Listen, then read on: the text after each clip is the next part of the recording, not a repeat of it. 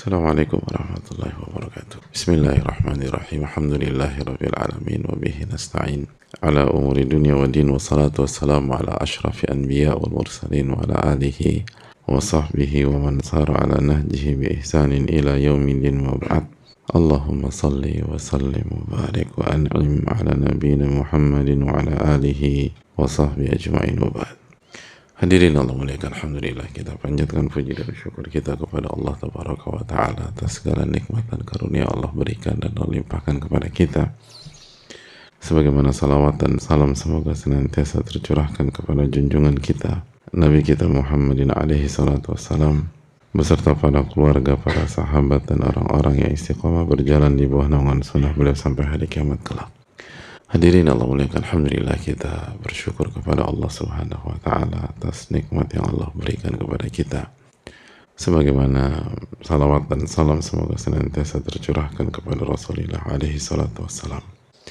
Alhamdulillah kita bersyukur kepada Allah Subhanahu wa Ta'ala atas nikmat yang Allah berikan kepada kita sehingga kita bisa bersua pada kesempatan kali ini pada hari-hari yang penting dan hari-hari yang baik, hari-hari yang spesial, yaitu 10 hari pertama di bulan Al-Muharram,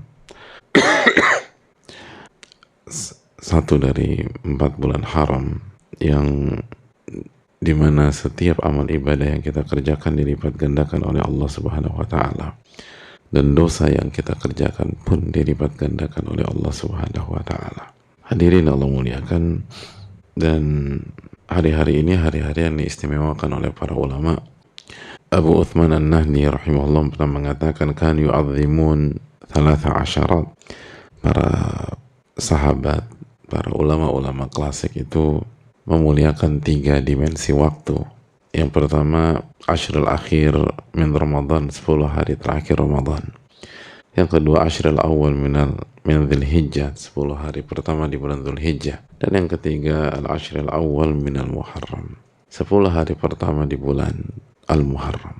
Ini 3 dimensi waktu yang sangat dimuliakan oleh para ulama. 10 hari terakhir Ramadan, 10 hari pertama Dzulhijjah, dan 10 hari pertama di bulan Al-Muharram.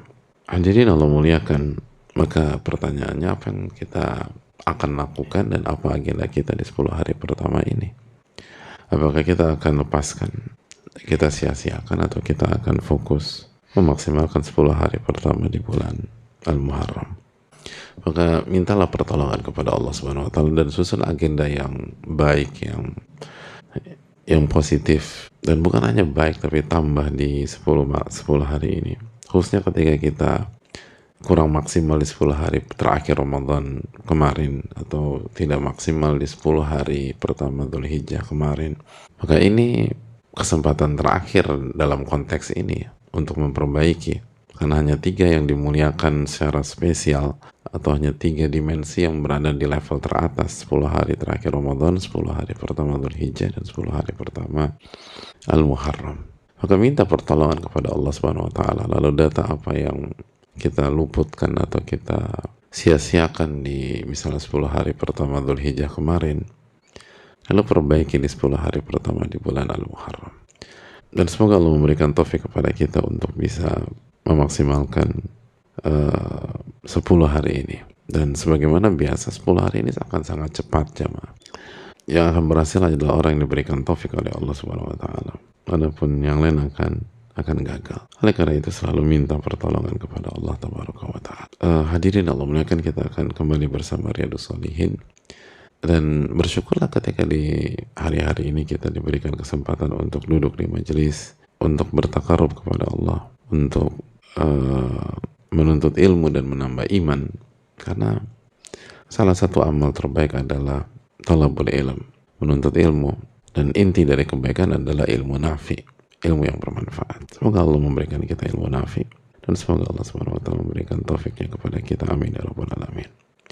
Hadirin Allah muliakan, selanjutnya kita akan kembali membahas tentang hadits Abu Isa, dan kita sedang membahas sabda Nabi SAW, wa karihalakum qila wa qal. Allah tuh membenci qila wa qal. Allah membenci qil wa qal. membenci katanya dan katanya. Dan maksud katanya sudah kita bahas di pertemuan yang lalu. Yang pertama,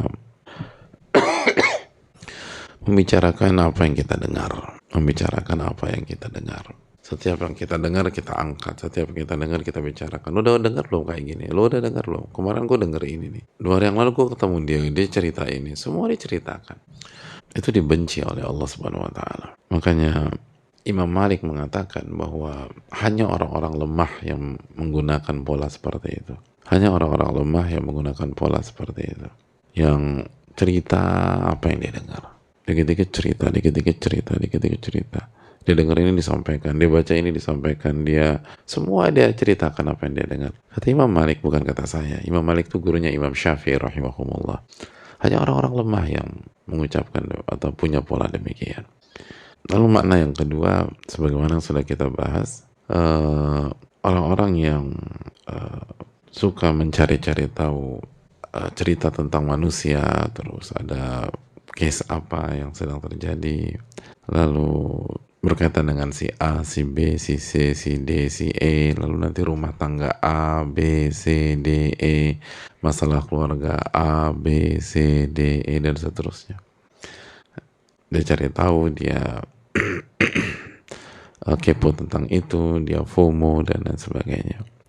Padahal nggak ada manfaatnya juga buat dia. Padahal dia nggak perlu tahu.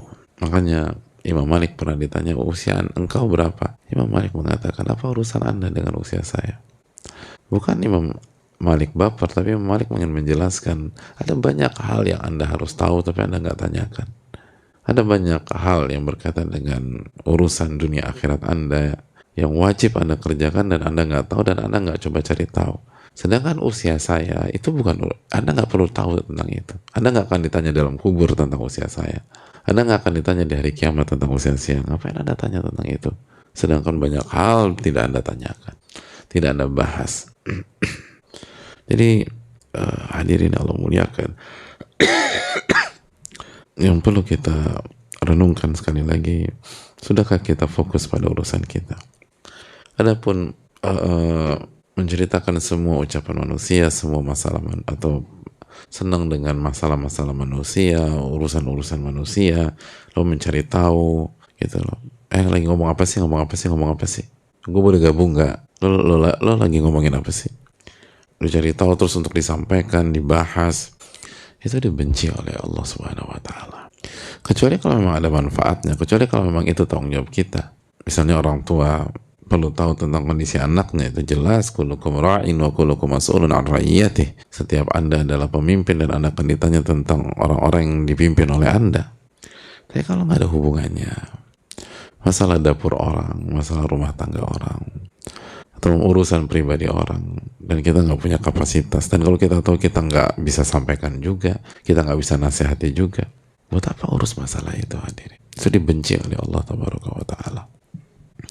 Lalu yang ketiga, membahas tentang khilaf para ulama dalam masalah agama, dan dia nggak punya kapasitas untuk membahas itu. Dia nggak punya kapasitas, sehingga ketika dia bahas tentang itu, ada kemungkinan besar dia salah dalam menyampaikan, salah dalam menisbatkan pandangan, atau salah dalam dia katakan ini keterangan, ini mazhab Syafi'i, padahal itu bukan mazhab Syafi'i.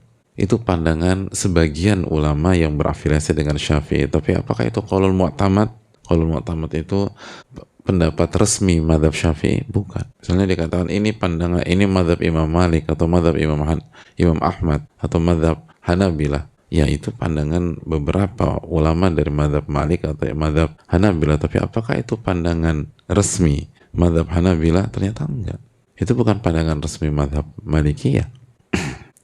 Itu hal yang perlu kita camkan. Oh, tapi saya baca di buku yang penulisnya mazhabnya Syafi'iyah.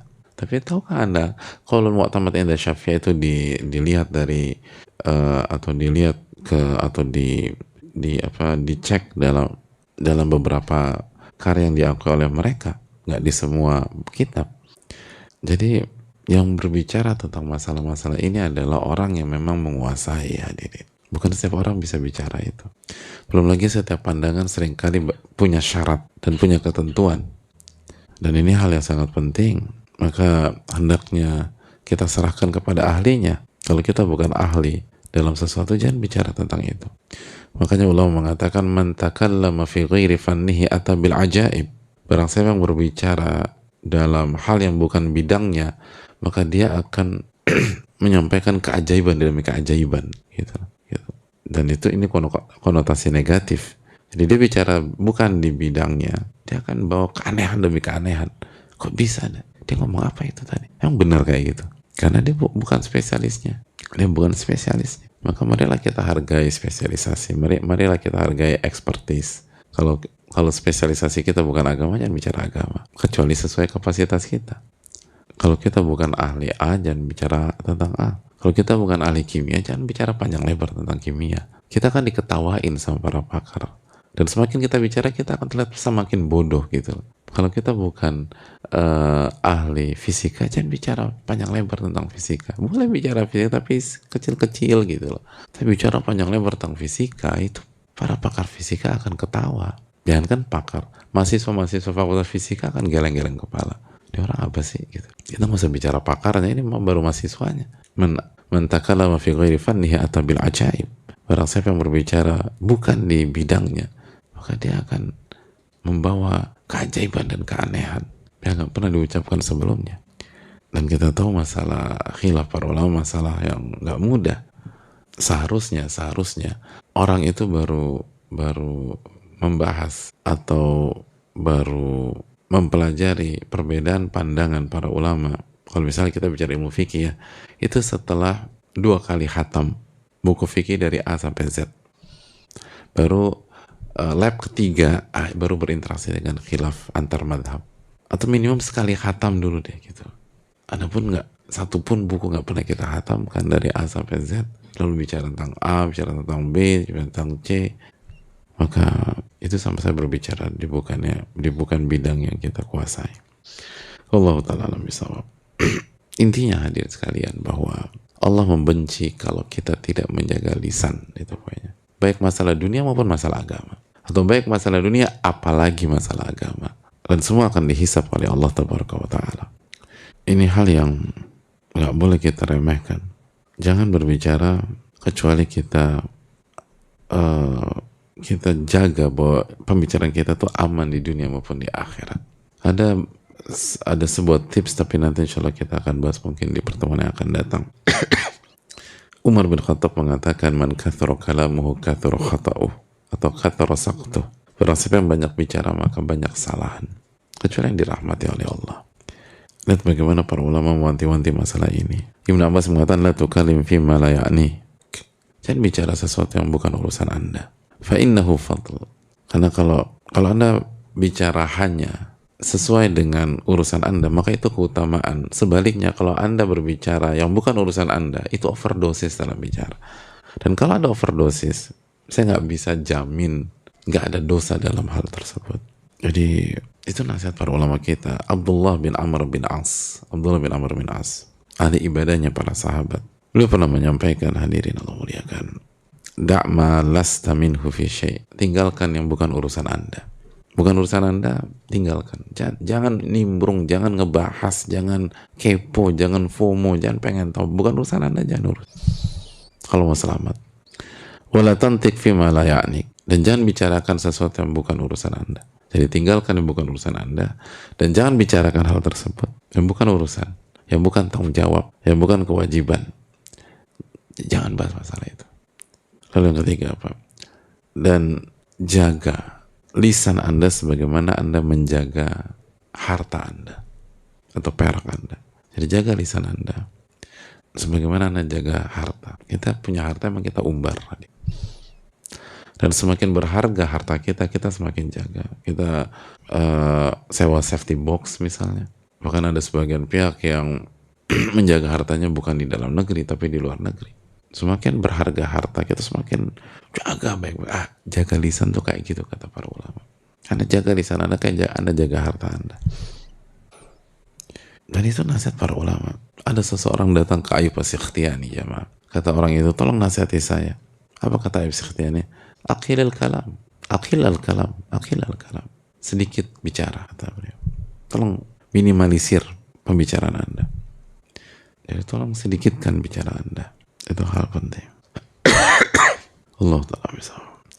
Nasihat Luqman Al-Hakim kepada anaknya diantaranya apa coba? Wala takun natuqan jahula. Jangan jadi orang yang banyak bicara. Dan jangan jadi orang yang bodoh, kata beliau. Dan jadi orang banyak bicara. Sedikitkan bicara Anda, kata Luqman Rahim. Dan ada sebuah hal yang dilupakan banyak pihak yang suka bicara. Kaidah para ulama seperti yang disampaikan oleh Abdullah bin Mas'ud radhiyallahu ta'ala anhu. Kata para ulama, al-bala muwakkalun bil qaul. Al-bala muwakkalun bil qaul. Bencana itu seringkali berkaitan dengan ucapan seseorang. Bencana itu seringkali tergantung ucapan seseorang. Sangat berkaitan dengan ucapan seseorang. Hati-hati dengan itu. Karena kita meyakini bahwa ucapan itu tidak menguap begitu saja. Allah berfirman dalam surat Qaf ayat 18. Ma yalfidhu min qawlin illa ladaihi raqibun atid. Ma yalfidhu min qawl. Tidak ada ucapan yang diucapkan melainkan di sisinya ada dua malaikat raqib atid yang senantiasa mengawasi dan mencatat. Dan hati-hati bahwa sekali lagi al-bala muwakkalun bil mantiq, ini kaidah kehidupan. Al-bala muwakkalun bil mantiq. Bencana itu seringkali berkaitan dengan apa yang kita ucapkan. Allah Ta'ala bisa. Semoga Allah memberikan taufik kepada kita, dan semoga Allah Subhanahu wa Ta'ala memudahkan kita untuk menjaga lisan kita. Wassalamualaikum warahmatullahi wabarakatuh.